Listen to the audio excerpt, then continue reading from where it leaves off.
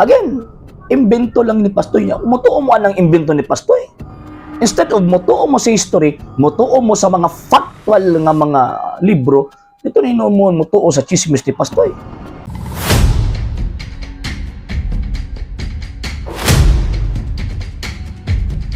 Maayong adlaw kaninyong tanan ana sa kini ang inyong katuang programa sa TV Apollo.Govt ug Panguluhan ug Pangunahan sa Lay Catholic Apollo International. Sir Argeseno, uban ko ninyo sa kadali lang nga panahon aron na panagisgot sa mga butang nga may kalambigitan sa atong pagtuong Katolika. Nakitay tagaan nga reaksyon karong panahona and kining reaksyon gikan sa comment section. And gusto lang nako nga tagaan og pagtin-aw kay lisod kaayo nga ang bakak balik-balikon ganina alang ni abtong mga wala masayod daw mahimo ning gitawag og tinuod. Apan nyo na pa magpasalamat una ko sa mga igsoon natong mga Katoliko nga kanang nagatabod nagasuporta sa itong programa.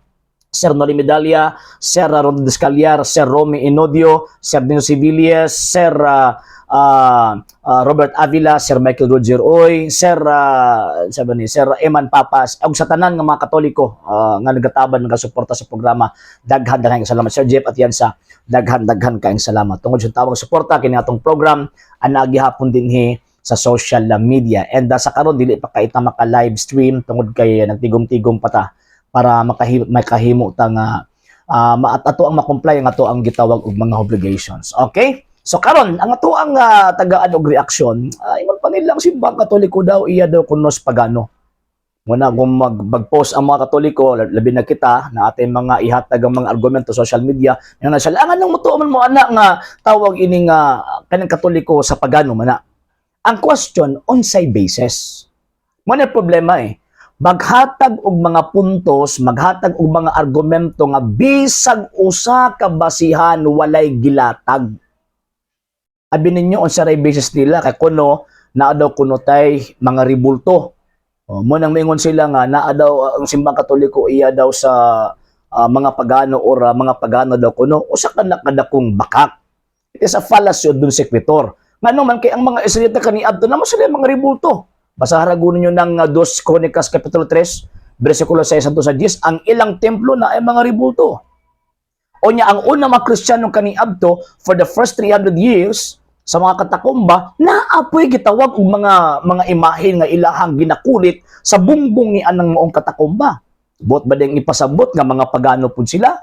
Dili, nga naman kay mamahimo lang nga tawag ining pagano ka kung nag-ila ka ni anang maong mga ribulto or mga larawan na imong Dios. Buti pasabot ang imong gituuhan polytheistic or polytheism.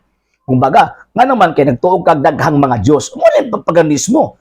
Pero ang pagtuo sa Santa Iglesia Katolika Apostolika Romana, klaro ka na. Now this is the Catholic faith. We worship one God. So therefore, kanang mingon sila nga ang Iglesia Katolika Apostolika Romana pagano binutbot na.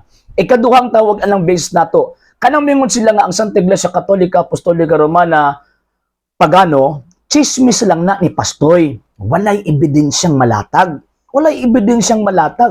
Ngano man kay ang kasaysayan nagsulti Encyclopedia Britannica volume 16 nag-ingon Roman Catholic Church characterized by its uniform, a Christian church characterized by its uniform, highly developed from the 1st century AD. Ang kasaysayan na mismo nagsulti, it is a Christian church characterized by its uniform, highly developed from the 1st century AD. Okay sa may akong tuuhan, chismis ni Pastoy o tawag ining gisulti sa kasaysayan. Wala gini problema aning maong mga tawhan na manggod kining atong mga amigo. Instead of motuo og history, dito na hinuon sa binutbot ni Pastoy mutuo. Ikatulo nga tawag ining punto, propaganda lang na ni Pastoy aron daghang mga Katoliko nga mga inosente mutuo nila. Propaganda ra na ni tawag ining Pastoy kay kung tinuod gyud nga ang simbahang Katoliko iyas mga pagano or pagano ni iglesia dapat imutuo og Biblia kay ang Biblia gikan nas Katoliko. Di ba? Dapat di mo mutuo og Hesus. Ngano man kay kanang Hesus gitudlo man na simbahang Katolika. Walay laing unang Kristiyanong simbahan nga nagtudlo nga hitungod kang Hesus gawas lamang sa Santa Iglesia Katolika Apostolika Romana. Sa Pilipinas unang miabot ang Kristyanismo, pinaagi ni Ferdinand Magallanes nagbitbit og Kristo. Diba? Nagbit ito Jesus o kana nga Jesus. Ang gitudlo ni Magallanes nga nakasulat sa balang kasulatan, mao po na yung gitudlo. Diba? Ang Amerika before tawag ining before ang 15th or 14th century, mga Espanyol ang niabot diha sa maong lugar aron pagtudlog pagwali mahitungod kang Kristo. Asa gikan? Jesus o Kristo ang gitudlo sa mga Katoliko. Wala naman kain ng tawag ng Protestantismo. Oh, si Luther, asa manggikan ang pagtuon ni Luther, mahitungod kang Kristo, mahitungod kang Jesus, gikan sa simbahang Katoliko. So buti pa sa butong maingon ta nga ang simbahang Katoliko is pagano, ayaw magtuog Jesus. Ayaw magtuog Biblia kay kanang maong pagtulon-ana gikan sa Santa Iglesia Katolika Apostolika Romana. And lastly, kanang moingon sila nga ang simbahang Katoliko pagano ilusyon na damgo o imagination lang sa mga pastoy. Nga naman, kaya wag mo sila basis, puro raman na, ang kanang ilahang mga basyan, puro raman iyawit, way ebidensya nga tawag inigihatag, puro wrong conclusion ba? For example, atong ribulto, di ba? Wrong conclusion, dili ko mo nga nagbaton kag ribulto, sa paghano na ka, agisimbam yung ribulto, kasi sutin ninyo. Nagisimba na mo directly, objectively, mo ang object sa mong worship ang tawag ining mga ribulto.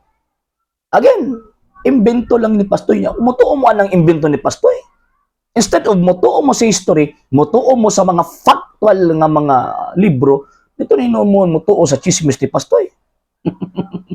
Maka-impyerno na mga sir ug mga mamo na ay mo kumpiyansa kahit mo si Pastoy manudlo, sigurado gyud ta. Anang ato ang kalag na impyerno. Sa hindi pa po nakapag-follow sa mga pages po natin, i-follow nyo po yung mga pages po natin, RJ Horolanciano II.TV, Apolia Punto Argumento page, Kuya Apologies TV page, and RJ's Vlog 2022. And pwede rin po kayo mag-send po dyan ng Facebook stars. And also, sa atin po mga channels, sa hindi po nakapag-subscribe, i-subscribe po ninyo yung mga channels natin, Dalay Catholic, Apologies International Official, RJ Santo II.TV, Kuya Apologies TV, and Barrio Kawayan Religious Forum. And pwede rin po kayo mag-send po dyan ng super sticker, super chats, and super thanks. And maraming salamat po sa mga kapatid at mga Katoliko na ulis pong tumutulong sa programa po natin. Maraming salamat po. Nang dahil po sa tulong at suporta po ninyo, ang programa po ito, until now, andito pa rin po sa social media. And until now din po, nangangailangan pa rin po tayo sa tulong at suporta po ninyo dahil wala po kami magagawa rito mga sir, mga ma'am, kung wala po yung tulong at suporta po ninyo. Sa gusto pong tumulong, sa gusto pong sumuporta, pwede po ninyong ipadala ang tulong at suporta po ninyo sa pamamagitan po ng ating mga account numbers dyan po sa ating pong screen. And pwede nyo po kaming i-message sa ating pong page kung via remittance po yung papadala po ninyo. Maraming salamat po in advance.